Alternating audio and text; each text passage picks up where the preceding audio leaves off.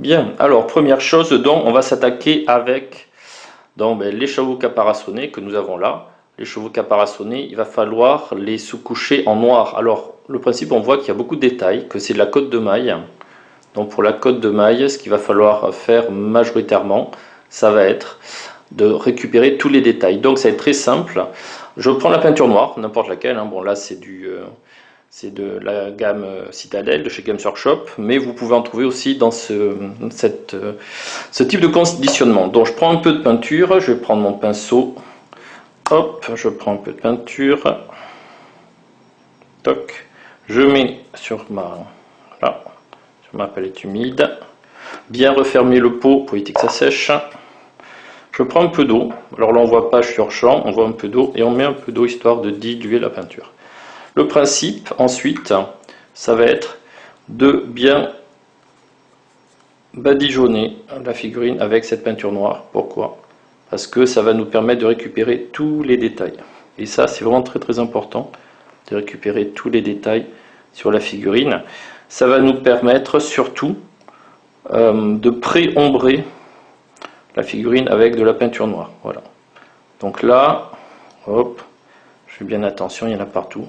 Donc si on regarde bien, on voit que c'est rentré dans les creux et qu'on récupère donc les détails. Donc là, j'ai pas assez mis de peinture. Voilà, j'en ai déjà presque plus. Donc là, il faut être un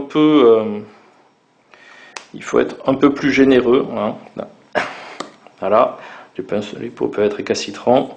Hop, un peu de peinture, on dilue. Hop. Et puis on continue. Ne pas hésiter à tout faire sur la figurine, comme ça on récupère un peu les oreilles. Je viens de tordre la lance. On va récupérer, voilà, l'autre côté. C'est très important de faire ce pré-ombrage. Vous pouvez le faire, si vous passez une bombe, vous allez avoir plus, c'est vrai, plus d'adhérence pour les peintures ensuite. Mais par contre, vous risquez de boucher des choses qui auraient pu être plus intéressantes à voir. C'est vraiment très compliqué de bien maîtriser avec une bombe la quantité de peinture. Ou alors si vous avez un aérographe, mais auquel cas si vous avez un aérographe, je pense que vous savez vous en servir et vous savez peindre, à moins que vous ayez acheté un aérographe pour frimer, auquel cas vous allez gaspiller beaucoup d'argent pour pas grand chose dans un premier temps. Mais ça sera peut-être l'objet d'une autre vidéo. C'est comment apprendre à peindre d'abord au pinceau et ensuite à l'aéro.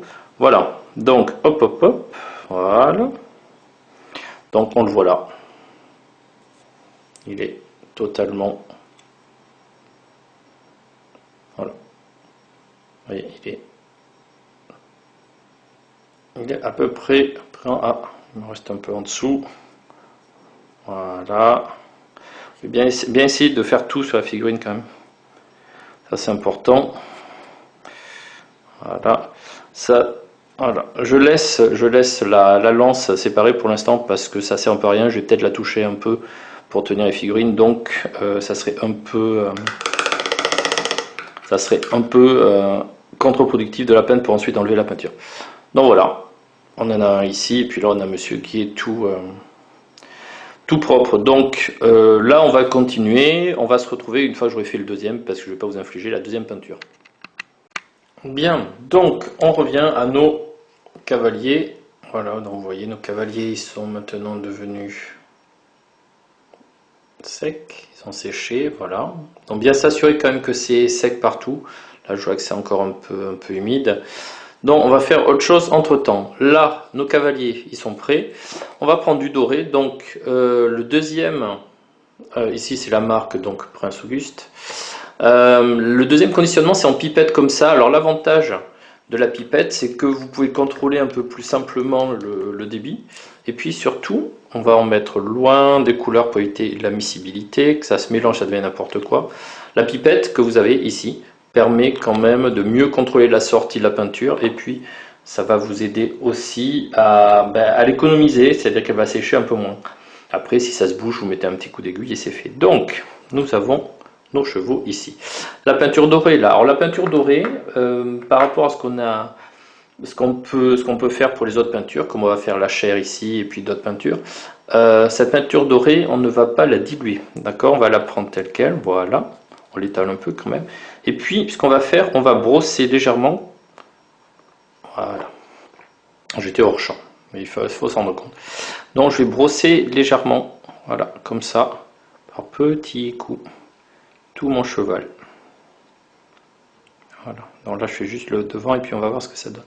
Voilà, donc en fait, quand on regarde, vous avez le noir qui transparaît et vous avez déjà quasiment votre carapace de fait. Votre caparaçon, pardon, voilà. Hop, on continue. Alors faut y aller tout doux, hein. Faut vraiment être assez délicat sur ce travail là, voilà. Voilà. Oui. Ça va vite, ça va vite. C'est un peu des techniques de feignant, hein. Je dois l'avouer. Mais voilà, quand vous commencez à ranger vos armées dans des boîtes, dans des greniers ou dans des caves, et puis que vous redécouvrez par hasard 5 ans après que vous avez cette armée-là, c'est que vous avez peint trop de figurines. D'accord. On pourra faire un jour d'ailleurs un article. Vous avez peint trop de figurines si vous commencez à dormir dans vos collections. Voilà, petit cheval. Hop. Alors là, voilà, on sait qu'il va y avoir les oreilles qui dépassent. On va avoir pas grand chose à faire en fait, sur ces figurines. C'est l'avantage des chevaliers comme ça ou des cataphractes, c'est qu'il n'y a vraiment pas grand chose à faire dessus. Mais donc s'il n'y a pas grand chose, autant bien le faire, hein. On va quand même pas saloper notre travail. Voilà, et voilà, waouh, c'est un peu shiny, hein. Pour l'instant, on va voir comment on va le casser, puis on passe à son voisin. Alors là, pareil, hein, on peut déborder un peu sur le cheval pour l'instant. Voilà, je salope un peu le travail parce que je veux vous montrer l'effet rapidement. Voilà. Voilà, hop. Alors, bien penser, surtout pour les métalliques, c'est encore plus important pour les métalliques, comme ce sont des paillettes qui sont juste dans un médium, bien penser à bien secouer les tubes ou les pots avant de s'en servir, autrement vous risquez d'avoir juste le médium. Alors le médium c'est un peu comme du blanc d'œuf, hein, en termes de consistance, il n'y a rien dedans, et le pigment il reste en bas comme nous le dit une certaine marque de boisson gazeuse à l'orange. Faut bien secouer quoi. Voilà. Bon voilà, tadam, ils sont mignons, ils sont tout mimi. Donc comme là on n'a pas fait de la vie, ça va sécher un peu plus vite. D'accord. Ce qu'on va pouvoir faire là, quand même, le temps que ça sèche, ça va être de s'attaquer à la cavalerie. Alors lui et l'autre, donc on le voit, ils ont soit de l'écaille, soit des plaques. Donc pour ça, alors oui, le pinceau, on ne le trempe pas on va, hop, un petit zoom. Donc ici on a le pinceau, on a le pot pour les pinceaux qui sont allés dans de la peinture non métallique. Là, on est sur la peinture métallisée, donc hop, voilà, un petit coup, et puis, mais là, on referme. Hey, elle n'est pas belle ma pointe. Voilà. Donc, on revient avec dans nos petits canassons. Hop, voilà, ils sont là, ils sont mimi. On va faire de la peinture métallisée. Et le principe, ça va être pareil, de ne pas déborder et juste de frotter. Voilà, donc on va se retrouver dans quelques instants. Bien, donc on passe à la peinture métallisée. Alors peinture métallisée, on a par exemple deux options. Voilà, si on les voit un peu. Voilà. On a l'option d'un métal plutôt sombre ici, chez la marque Games Workshop. Et puis ici on a ce qu'on appelle, donc hop, je l'avais mis en vert, acier naturel. Bon, pour l'instant, moi je préfère celui-là, parce que celui-là fait vraiment trop rutilant, fait vraiment sortie d'usine. Bon, on galera, on verra plus tard. Donc vous voyez, voilà. Alors, hop, on le laisse un peu vomir, on en prend un tout petit peu. Hop, on la met sur la palette. La palette est humide, on va garder toujours au frais nos peintures. Et puis ben, on va y aller, hein. Monsieur, là, sur l'arrière du cheval était déjà transparent. Mais bon, on le met quand même parce qu'il faut une couche d'accroche. C'est très très important de peindre plutôt que de laisser du métal apparent. Ça risque de frotter. Donc le temps d'avoir fait ça, ben, le doré ici a séché, ben, on va faire le cheval. Donc encore, hop, pour le cheval, ben, on va réutiliser les peintures qu'on a mises. Hein. Les peintures qu'on a mises, elles sont encore un peu... bon là, je n'en ai pas mises beaucoup. Il fait chaud, donc... On reprend, hop, hop. On va réutiliser les mêmes peintures qu'avant, se pas se planter de pot. Hein. On va prendre de l'eau dans le pot qui est par là. Et puis on va faire le cheval. Hop, voilà. Voilà. Toc. Et là pareil, il n'y a pas beaucoup à faire. Il y a juste hein, la croupe du cheval. Hop, les jambes. Alors le problème de voilà le souci de la sous-couche noire, quand même, ça va être d'avoir des couleurs claires qui tiennent. Alors pour avoir des couleurs claires qui tiennent, il va falloir passer au moins 2 couches. Voilà, pour avoir une couleur uniforme, c'est compliqué. Couleur uniforme, ça veut dire j'ai ma teinte, mais j'ai pas noyé les détails. Et là, attention, hop, donc voilà. On a donc notre cheval pour l'instant qui est comme ça. Bon, ça fait, c'est pas super joli, on verra après. Voilà, un peu en dessous là, hop hop, et puis c'est tout. Voilà. On va faire un peu. Non, il faudra passer au moins 2 couches, je pense. Essayez de bien faire les bords là quand même, de pas trop déborder. Pas parce qu'il y a peu de chair à faire qu'on va saloper le travail. Voilà. Ok. Et puis le camarade. Hop. Là, je vais pas en prendre la tête. Comme va y avoir 2 planches, là je l'ai fait pareil. Il y a 2 plaques de chevalier dans l'armée, donc je vais faire 2 chevaux pareils. Puis après, bah, ça me permettra de faire quelque chose de très simple. Ça me permettra de panacher les 2 autres chevaux qui seront gris par exemple. Si vous avez beaucoup de cavalerie à faire, voilà, vous pouvez faire des séries entières de couleurs. Après, le but quand vous allez les coller sur votre socle, ça va être de panacher ce que vous venez de faire. Voilà, donc là on a fait plein de choses, ben maintenant, hop, ça sèche.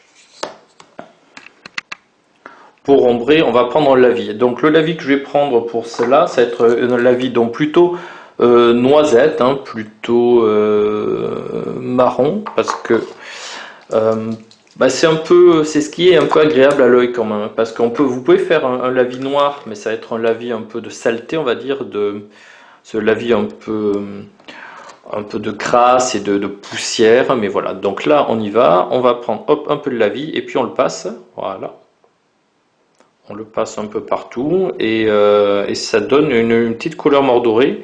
Vous pouvez, comme vous voyez, on a pris le cheval qui est dans les ocres. Ben, on va déborder sur le cheval, comme ça va ombrer aussi la couleur du cheval. Là, le seul souci, évidemment, c'est de ne pas toucher aux parties métalliques, c'est-à-dire au cavalier. Mais bon, ça va. Je crois qu'on voit où il est. Il est assez délimité, donc on peut peindre tout le monde. Donc là, on peut être assez généreux dans le lavis.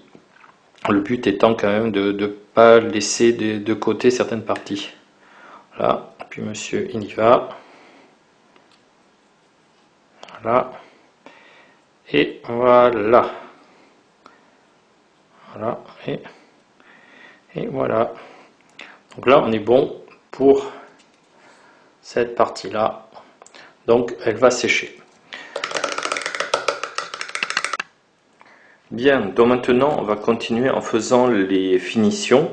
Alors, les finitions, c'est un terme très général, mais on va vraiment commencer à faire tout ce qui est la lance, les oreilles du cheval, l'harnachement, voilà, tous les poils. Donc là, on va commencer comme on avait fait cette partie-là. On avait fait dans la partie de la peau, qui était un peu apparent du cheval. Là, il n'y en a pas beaucoup. Je reprends un peu de couleur de base. Et puis forcément, je vais en repasser un tout petit peu. Voilà, ici, sur les parties claires. Pour avoir, hop, sur les parties un peu en relief. Voilà, pas grand chose, hein. Le but c'est vraiment pas de tout recouvrir, mais un peu sur les parties hautes, ça permet d'avoir un peu plus de lumière. Ici, pareil. Voilà, juste avoir un tout petit peu de lumière sur la croupe, un peu sur le dessus ici. Voilà, ça vous permet d'avoir un peu de couleur. Tant qu'on y est, un peu de, ici j'ai mis un peu de peau.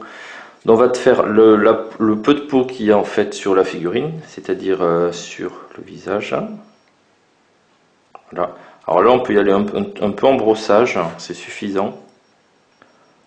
Voilà, puisque le noir a teinté, j'ai pas assez de peau, donc on va reprendre un peu de peau. Puisque avec ces figurines, il suffit de pas beaucoup de peinture. Hop, voilà.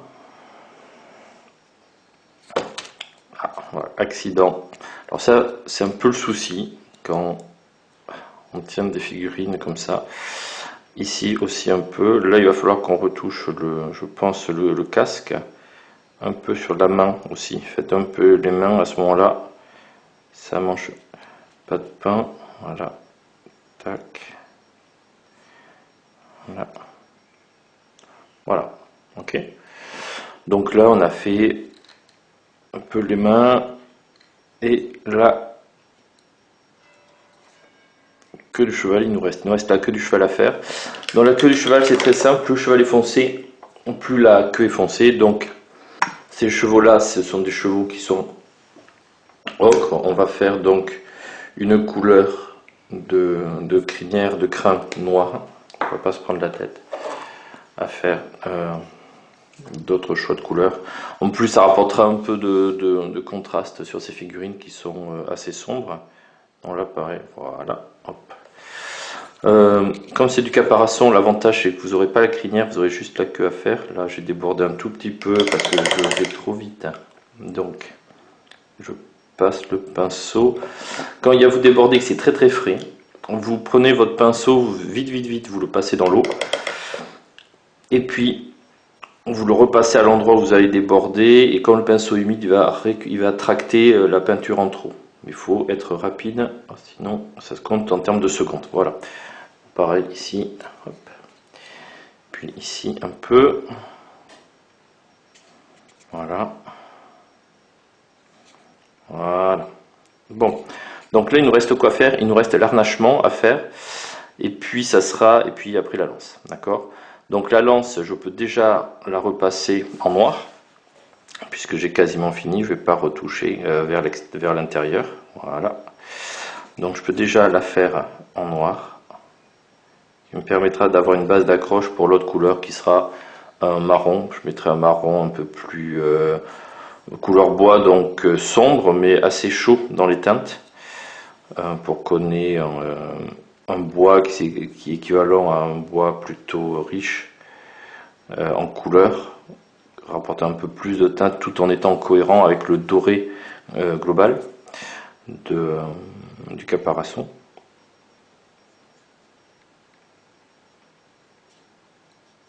Voilà, ça c'est fait.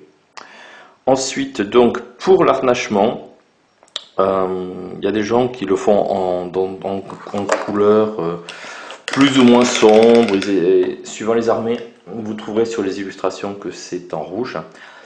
Là, sur mon illustration, si je regarde, donc on a une couleur plutôt sombre, mais qui n'est pas forcément du noir. Donc ça, c'est à vérifier.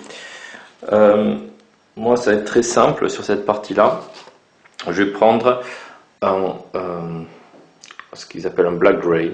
D'accord, donc c'est un gris très très sombre. Et ça me permet déjà d'avoir un peu une couleur qui est suffisamment sombre. Voilà, je la mets à côté du noir ici. Elle est suffisamment sombre pour s'approcher du noir, mais elle n'est pas noire. Donc ça, c'est quand même bien. C'est quand même un point important. Donc l'arnachement ici, ça va être là de chaque côté, et puis ça va être à peu près tout. Puisque les chevaux étaient à ce moment-là très figés par rapport à ça. Donc un tout petit peu.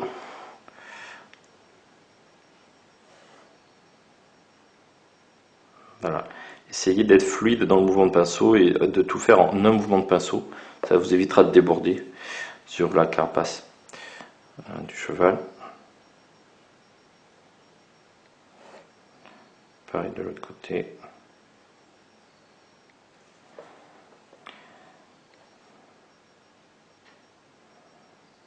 Voilà. Bon, pas mal. Je trouve ça plutôt, c'est plutôt rapide et efficace. Alors des fois vous allez avoir des harnachements plus compliqués, donc là il va falloir être un peu plus poussé. Donc voilà. Donc on a fait l'harnachement. On regarde les derniers détails. Donc je reprends mon illustration ici. Et on se rend compte que non seulement il avait des cheveux donc tressés, il avait la crinière tressée. En plus il y avait des petites décorations dessus. On voit pas trop sur l'illustration. Ça doit être du rouge. C'est quelque chose en cuir rouge, je pense, très très simple ou en étoffe. Donc on va déjà faire la crinière noire que vous voyez ici. Ici, alors c'est souvent très stylisé, hein. C'est pas, ils n'ont pas sculpté, à cette taille-là, ils n'ont pas sculpté les cheveux, mais ça n'empêche que vous pouvez déjà vous, voilà, ça permet quand même d'avoir un petit rendu sympa, voilà. Ça fait pas la grosse masse dorée qui traîne. Tiens, j'ai un peu de gris foncé, je vais en mettre, surtout que ça m'évitera de gaspiller de la peinture. Ici, c'est pareil, voilà. Donc ça c'est pas mal. Et puis bon, pour les petites choses rouges, ça va être, on va en mettre un peu, voilà, on a un petit rouge ici. Du rouge de base, on va pas chercher plus loin. On va mettre une petite teinte de rouge, ça fera un petit point d'accroche. Et on va pouvoir, ça va attirer le regard. Ça sera plutôt pas mal, je pense. Donc, on va essayer de faire quelque chose sur la tranche, voilà, par ici. Alors, même si c'est pas trop dessiné, on va le faire. Voilà, là je suis un peu débordé. Voilà. Mais c'est plutôt pas mal. Et apparemment sous la joue. Sous la joue, il y en a un. Si je regarde là, c'est hors champ, vous ne le voyez pas, mais sous la joue, donc on va faire un petit trait par là. Un petit trait par là, voilà. Comme ça permet surtout de délimiter. Voilà, ça permet de délimiter la joue du cheval. C'est plutôt sympa. Là, idem ici. Hop. Et puis ici. Voilà. Donc c'est plutôt intéressant. Si on zoome un peu. Voilà. On a des choses, voilà. C'est pas mal. Voilà, la crinière tressée. Donc là on a quasiment fini. On va attendre que ça sèche maintenant un tout petit peu avant de faire la hampe donc de la lance. Et puis peut-être un peu d'armure. Mais sur l'armure, il n'y a plus grand chose à faire. L'armure, la seule chose que je puisse faire là, moi, c'est de mettre du doré sur le casque en plus, un petit ancrage, et puis voilà, vous avez donc vos premiers chevaux de fée. Voilà. Donc, maintenant, on va passer au bois. Le bois, il y a on va dire trois teintes qu'il faudra avoir. À peu près, là, je les mets dans l'ordre, du plus clair au plus sombre. Donc ça, sur des bois très clairs ou de la peau, de la fourrure très souple, ça du bois rouge. Et puis là, du bois très très foncé. Vous voyez à peu près les teintes. Là, il n'y a pas de rigueur en termes de teinte par rapport au bois. Vous regardez sur les illustrations, ça va porter très vite, vous allez voir très vite. Moi, je prends du bois très sombre ici, que je mets sur la palette pour faire les hampes de lance. C'est un bois qui doit être quand même relativement dur pour pouvoir être résistant à l'impact. J'ai besoin. L'avantage de la peinture acrylique, c'est que c'est une peinture qu'on dit plastique, c'est-à-dire même si la lance se tord, c'est-à-dire même si vous avez des petits soucis dans le trajet, ben, vous pourrez toujours redresser doucement et puis la peinture n'aura pas craquelé puisqu'elle peut se tendre un tout petit peu. Or là on fait attention, voilà, on va être sur la main. Elle peut se tordre légèrement la peinture pour mieux adhérer. Bon, pas trop fort non plus, hein, des fois elle casse, faut pas pousser. Et puis avec l'âge, c'est pas une peinture qui va être élastique toute sa vie. Voilà, donc ça c'est fait. On a des moustaches à faire. Donc on a un peu de gris ou de noir avec un petit pinceau et on y va tout doux parce que la moustache elle est là. Voilà.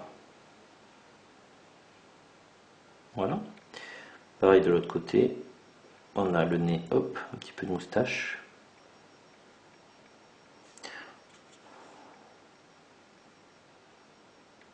Voilà. On voit qu'il y a la moustache, d'accord? C'est pas super précis à ce niveau-là. Il y a des gens qui sont beaucoup plus précis, tant mieux pour eux. Et puis on a fini. Il va nous falloir un peu de métal sur le bout pour faire le fer de lance quand même. Donc on a un peu de métal qui nous reste, un peu de fer de lance. Voilà. Voilà. Hop. Idem pour faire bien le tour. Bien, vous avez fait le tour. Voilà. Et voilà. Donc en gros, là, on a la première. On a quelque chose de plutôt propre. Ce qui va nous rester à faire là, c'est être un petit lavis de noir sur les armures. Et puis, c'est bon, c'est fini, ça sera sec. Donc après, vous allez devoir les détacher pour les coller sur le socle, mais ça sera une autre vidéo sur comment socler basé, qu'un de mes camarades va vous proposer. Écoutez, merci beaucoup d'avoir suivi cette vidéo jusque là. Nous avons nos 2 premiers cataphractes de prêt, allez, on découte sur le champ de bataille. Merci beaucoup et à bientôt.